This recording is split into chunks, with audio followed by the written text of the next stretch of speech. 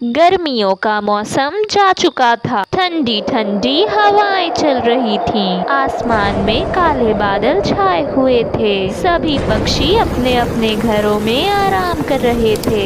मीनू अपने तीनों बच्चों के साथ घर पर थी। माँ, बारिश कितनी अच्छी हो रही है, मौसम कितना अच्छा हो गया है ना। तुम बच्चों को ये मौसम बहुत पसंद आता है, पर बहुत सारे ऐसे पक्षी भी हैं जिनका इस मौसम में जीवन बहुत कठिन है। चिड़िया के सभी बच्चे ये बात सुनते हैं। गोलू को ये बात घर कर गई। हम तो इस मौसम में आराम से घर पे बैठे मजे कर रहे हैं, पर बाहर कितने पक्षी ऐसे होंगे जो इस बारिश में बहुत परेशान होंगे। माँ ने सही कहा था, मुझे उन सब की मदद करनी चाहिए। गोलू मन ही मन सोचता है। शाम होते ही गोलू कुछ खाना लेकर गरीब पक्षियों को देने जाता है, पर उस समय तो बहुत घनी बारिश हो रही थी। माँ, गोलू भैया घर पर नहीं है। अरे बेटा, देखो यहीं कहीं होगा।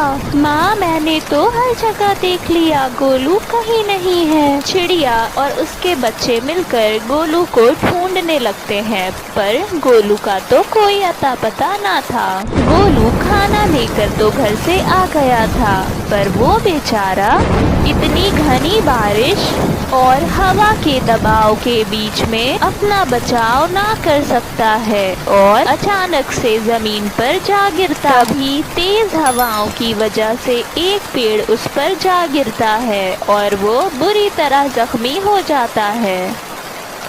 उधर चिड़िया बहुत परेशान हो रही थी।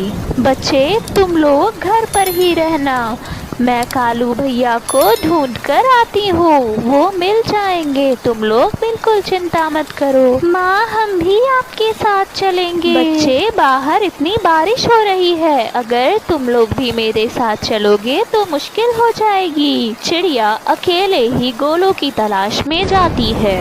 कुछ दूर उड़कर वो काली कौवी के घर के पास से होकर गुजरती है और उसकी मुलाकात काली कौवी से हो जाती है। अरे चिड़िया, कहाँ जा रही हो इतनी बारिश में? काली बहन, मेरा गोलू इतनी बारिश में पता नहीं कहाँ चला गया। आप देखो ना, कितनी बारिश हो रही है, पता नहीं वो किस हाल में होगा। अरे चिड़िया, तुम चिंता मत करो, मैं भी तुम्हारे साथ चलती हूँ, वो मिल जाएगा।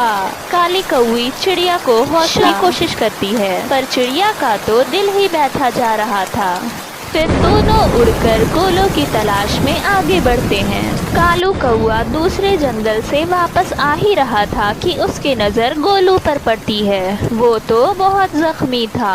अरे ये तो गोलू है, पर इसे हुआ क्या है? इतनी बारिश में ये यहाँ क्या कर रहा है? मुझे इसे घर तक पहुँचाना चाहिए। कौवा गोलू को अपनी पीठ पर उठाकर उसके घर छोड़ने जाता है। घर पर चिड़िया के दोनों बच्चे अकेले थे।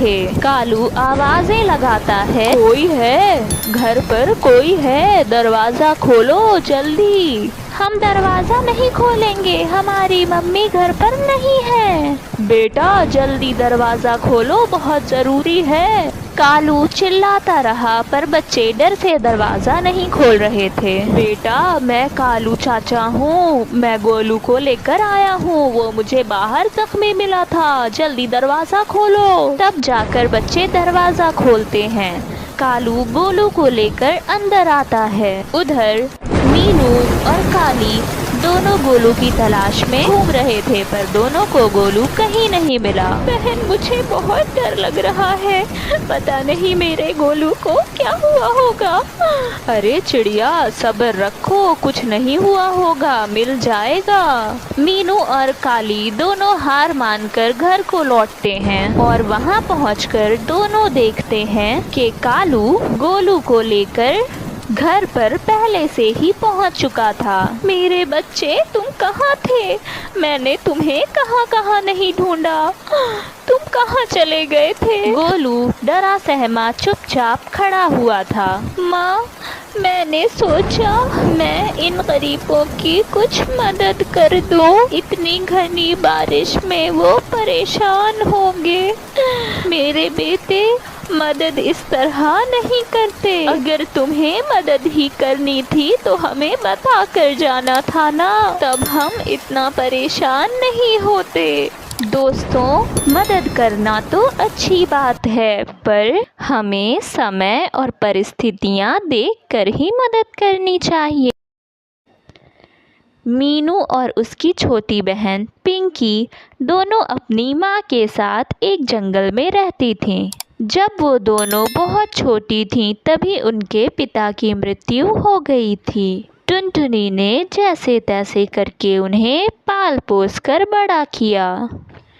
टुनटुनी फूल उगाने की कला में बहुत माहिर थी और उसने यही कला अपनी बड़ी बेटी को भी सिखाई थी। उसने अपने दोनों बेटियों की बहुत अच्छी परवरिश की थी। वो सभी खुशी खुशी रहते थे, पर अचानक एक दिन टुनटुनी की तबीयत अचानक ख़राब हो जाती है और वो अपनी बेटियों से कहती है, बच्चियों, मुझे लगता नहीं है कि मैं अब बच पाऊंगी। ऐसा मत कहिए माँ, हमें आपकी बहुत ज़रूरत है। हम कैसे रहेंगे आपके बिना? मीनू बेटा, तुम्हें ही पिंकी का ख्याल रखना है। मुझे नहीं लगता कि अब मेरे पास ज़्यादा वक्त है। इतना कहकर टुनटुनी दम तोड़ देती है। दोनों बहनें बहुत रोती हैं, पर किसी न किसी तरह दोनों एक दूसरे को संभालती हैं। कुछ दिन बीत जाते हैं। अब तो ना ही माँ है और ना ही बाबा। पिंकी के पढ़ाई का भी समय आ गया है। अब मुझे ही कुछ न कुछ करना होगा, अगर मुझे घर चलाना है तो। पर मैं क्या कर सकती हूँ? मीनू ये सोचकर परेशान थी कि वो करेगी क्या। फिर उसे ख्याल आता है कि टुनटुनी ने उसे फूल उगाने की कला सिखाई है। अरे हाँ, माँ ने तो मुझे फूल उगाने की कला सिखाई थी। क्यों ना मैं फूल उगाकर बाज़ार में बेचूं? मीनू वैसा ही करती है। वो खूब सारे फूल उगाती है और उन्हें बाज़ार में बेचने जाती है। उसके ठीक सामने काली कौवी ने भी अपने फूलों की दुकान खोल रखी थी। वहाँ पर काली कौवी के सिवा और कोई फूल बेचने वाला ना था, इसीलिए सारे ग्राहक उसी से ज़्यादा दाम में फूल ख़रीदा करते। मीनू के वहाँ आ जाने से काली कौवी बहुत चिड़चिड़ा जाती है और मीनू से कहती है, छी छी छी, कितने गंदे फूल हैं। ये फूल तुमसे कौन ख़रीदेगा? मेरे रहते हुए तुमसे फूल कौन ख़रीदेगा? बेहतर होगा तुम यहाँ से लौट जाओ।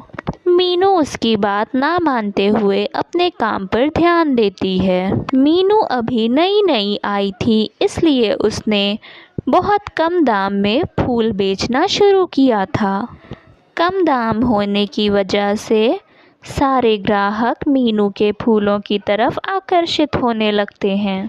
उसके फूल सस्ते तो थे, पर साथ ही साथ बहुत रंगीन और खुशबूदार भी थे। धीरे धीरे करके सारे ग्राहक कौवी के फूल छोड़कर मीनू के फूलों की तरफ चले आते हैं। अरे वाह, आपके फूल तो सुंदर होने के साथ साथ कितने खुशबूदार भी हैं। अच्छा, मेरे घर में शादी है और मुझे फूलों का ऑर्डर देना है। ये फूल कितने के दिए? कितने सुंदर फूल हैं, मुझे ये पैक कर देना, मैं इनके गजरे बनाकर पहनूंगी।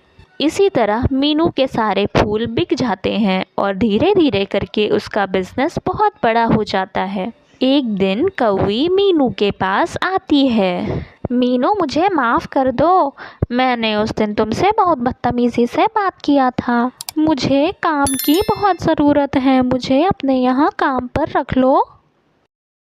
मीनू बहुत मेहनती और समझदार चिड़िया थी। बचपन से ही वो अपने माँ बाप की बेहद लाडली थी। उसका बाप एक चूड़ी वाला था। वो हमेशा उसे चूड़ियाँ बनाते हुए देखा करती और ख़ुद भी साथ साथ बनाने का प्रयास करती। वो समझदार होने के साथ साथ काफ़ी होनहार भी थी। वो हर काम बहुत जल्दी सीख जाती। बेटा, तुझे ये सब करता देख मुझे बहुत दुख होता है। काश कि मैं तेरे लिए कुछ कर सकता। आप ऐसा क्यों कहते हैं पिताजी? आप खुद को दोष मत दें। आपने मेरे लिए बहुत कुछ किया है। बेटा, तू ये सब मत किया कर। मैं तेरे लिए बहुत अच्छा लड़का लेकर आऊँगा और तेरी शादी बहुत अमीर घराने में करवाऊँगा। मेरी बिटिया वहाँ राज करेगी। पापा, मुझे आपके जैसे लड़का चाहिए। अरे तू तो पागल है। वे गरीबी में भी बेहद खुश रहा करते। एक दिन काली कौवी गोलू कबूतर के पास आती है। उसे शादी में जाने के लिए चूड़ियाँ खरीदनी थी। अरे कौवी बहन, आपका आना कैसे हुआ? इतने दिनों बाद हम मिल रहे हैं। हाँ भाई, मुझे शादी में जाना है तो मैंने सोचा क्यों ना गोलू भाई के यहाँ से ही चूड़ियाँ ले लूं। आपने बहुत अच्छा किया। मैं अभी आपको चूड़ियाँ देता हूँ। इतने में ही मीनू चाय लेकर आती है। मीनू की उम्र शादी के लायक हो गई थी। कौवी उसे देखकर बोलती है, अरे मीनू, तू तो इतनी बड़ी हो गई है। गोलू भाई, आपने इसके लिए कोई रिश्ता विश्ता देखा है या नहीं? हाँ बहन, एक दो रिश्ते आए हैं, पर मैं अपनी बिटिया की बहुत अच्छे से शादी करना चाहता हूँ, इसलिए मैं इसके लिए बहुत अच्छा रिश्ता देख रहा हूँ। इतने में कौवी बोलती है, गोलू भाई, मेरे नज़र में एक रिश्ता है। मेरा बेटा तोलू, वो अभी अभी इंजीनियर बन के आया है। उसका बहुत बड़ा कारोबार भी है। अरे काली बहन, आपने तो मुझे शर्मिंदा ही कर दिया। ये तो मेरा सौभाग्य है। आपका एहसान है मेरे ऊपर। फिर मीनू और तोलू की शादी हो जाती है। शादी के बाद मीनू ससुराल जाती है। तोलू, ये देख, कितनी खूबसूरत और अच्छी बीवी लेकर आई हूँ तेरे लिए। माँ, किससे शादी कर दी आपने मेरी? मैं इतना पढ़ा लिखा हूँ और ये इतनी गवार से शादी कर दी आपने मेरी। बेटा, ऐसे नहीं कहते, ये बहुत अच्छी है। तू कुछ दिन गुजर जाने दे, तुझे भी ये अच्छी लगने लगेगी। तोलू गुस्से से वहाँ से चला जाता है। ये सब सुनकर मीनू रोने लगती है। माँ जी, मेरी शादी इनसे हो गई तो इसमें मेरी क्या गलती है? नहीं बेटा, तोलू थोड़ा गुस्से वाला है। धीरे धीरे सब ठीक हो जाएगा। कुछ दिन बीतते हैं। तोलू का रवैया मीनू के प्रति वैसा का वैसा ही रहता है। मीनू कुछ भी करती उसमें उसे गुस्सा ही आता। फिर वो उसे मारना पीटना भी शुरू कर देता है। कौवी ये सब देखकर मीनू से कहती है, मीनू बेटा, मुझे नहीं पता था तोलू इस तरह से निकल जाएगा। उसे मैंने बाहर पढ़ने भेजा था। अपने पिता के बगैर चिड़चिड़ा हो गया है। सही गलत की पहचान ही नहीं है। तू चिंता मत कर, सब ठीक हो जाएगा। माँ जी, मैंने तो कभी किसी का बुरा नहीं किया। मैंने तो हमेशा इस घर को अपना ही घर समझा। फिर ये मेरे साथ ऐसा क्यों करते हैं? नहीं बेटा, अब ठीक हो जाएगा। तू ऐसा कर, कुछ काम शुरू कर दे, उससे तेरा भी मन लगेगा, तेरा दिल भी बहल जाएगा। पर माँ, मैं तो पढ़ी लिखी भी नहीं हूँ, मैं क्या करूँ? मुझे कुछ भी नहीं आता। मैंने तो अपने घर में बस चूड़ियाँ बनाते हुए ही देखा है पिताजी को। उसके सिवा तो मुझे कुछ भी नहीं आता। बेटा, तू चिंता मत कर। आजकल तो एक से एक चूड़ियाँ बनाने वाले इतने पैसे कमाते हैं। ऐसा कर, चूड़ियाँ बनाना शुरू कर दे और उसे जाकर बाजार में बेच। हाँ माँ जी, आप सही कह रही हैं। मैं कल से ही शुरू कर देती हूँ। अगली सुबह मीनू दुकान पे जाकर बैठ जाती है चूड़ियाँ लेकर। आसपास के लोग उसे देखकर मजाक उड़ाना शुरू कर देते हैं। अरे देखो तो, ये गरीब चूड़ी वाली पढ़ी लिखी तो है नहीं, चूड़ियाँ लेकर बैठ गई है बेचने को। एक ग्राहक उसकी दुकान पर आता है। ये चूड़ियाँ कैसे दी? 20 रुपए की है। क्या बस 20 रुपए की? इस मोहल्ले में तो सारी दुकानें 30 रुपए में दे रही हैं, कि तो बहुत सस्ती है। अच्छा एक काम करो, 20 रुपए के 2 दर्जन दे दो। मीनू उसे झटपट पैक करके दे देती है। आसपास सभी लोग ये देख रहे थे। सबको मीनू के दाम बहुत अच्छे लगते हैं। फिर उसकी दुकान में लंबी लाइन लग जाती है और देखते ही देखते सारी चूड़ियाँ बिक जाती हैं। धीरे धीरे मीनू के चेहरे पे खुशी चमकने लगती है। माँ जी ने सही कहा था, किसी का काम भी छोटा बड़ा नहीं होता। आज मैंने चूड़ियाँ बेचकर इतने पैसे कमा लिए। अगर रोज मेरी चूड़ियाँ इसी तरह बिकेंगी तो मैं भी काबिल बन जाऊंगी। कालू कौआ अपनी पत्नी के लिए बाजार से नई नई सिलाई मशीन लेकर आता है। ये क्या लेकर आए हो? मैं तुम्हें सिलाई करने वाली दर्जी दिखती हूँ क्या? सिलाई कर कर के मेरे हाथ पाँव खराब हो जाएंगे। ये फालतू की चीज़ ना ही लेकर आया करो तो बेहतर है। तुम पागल हो काली, ये चीज़ बाज़ार में बहुत बिक रही है, लोग इससे बहुत कमा रहे हैं। हम अच्छे अच्छे कपड़े सिलेंगे और उन्हें बाज़ार में बेच कर आएंगे और खूब पैसे कमाएंगे। तुम ही कर लेना सिलाई, मुझसे नहीं होती है सिलाई विलाई। कुछ दिन बाद, ओफो, ये सिलाई मशीन कब से यहीं पर रखी हुई है, पूरे घर का जगह छेक लिया है इसने। एक काम करती हूँ, इसे उठाकर बाहर फेंक देती हूँ, मेरे तो किसी काम की नहीं। और फिर काली कौवी उसे ले जाकर बाहर फेंक देती है। पड़ोस की मीनू चिड़िया की नज़र उस फेंकी हुई मशीन पर पड़ती है। वो जाकर काली कौवी से पूछती है, बहन, ये बाहर सिलाई मशीन किसकी फेंकी हुई है? क्या वो आपकी है? हाँ, वो मेरी ही है, मुझे उसका कोई काम नहीं। तुम चाहो तो उठाकर ले जाओ, ऐसे भी बाहर में कचड़े की तरह पड़ा हुआ है। चिड़िया वो सिलाई मशीन लेकर अपने घर चली जाती है। काली कौवी के फेंकने से सिलाई मशीन टूट गई थी। चिड़िया उसकी अच्छी तरह मरम्मत करके उसे इस्तेमाल करती है। जब कालू देखता है कि सिलाई मशीन घर पर नहीं है तो वो कौवी से पूछता है, कौवी, वो मशीन कहाँ है जो मैंने तुम्हें ला कर दी थी?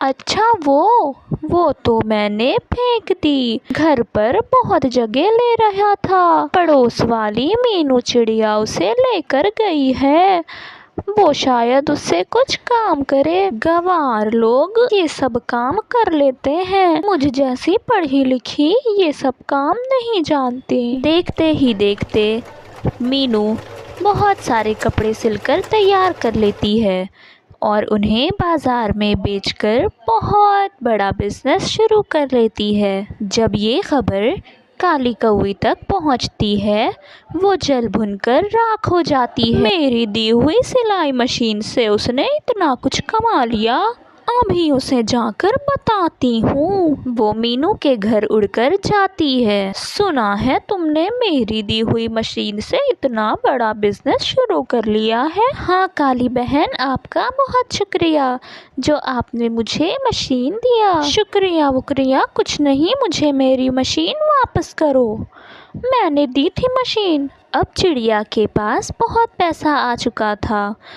वो कौवी से कहती है, ठीक है काली बहन, अगर आपको आपकी सिलाई मशीन चाहिए तो आप ले लीजिए, मैं दूसरी ले लूँगी। आप मुझसे मेरी मशीन ले सकती हैं, मेरा हुनर नहीं। कौवी मशीन लेकर अपने घर चली जाती है और उससे खूब सिलाई करने की कोशिश करती है, पर उसे सिलाई आती ही कहाँ थी।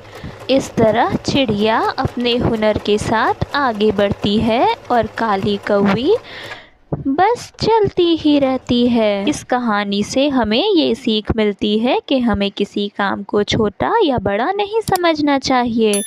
मेहनत करने वाले लोग मेहनत करके आगे बढ़ ही जाते हैं।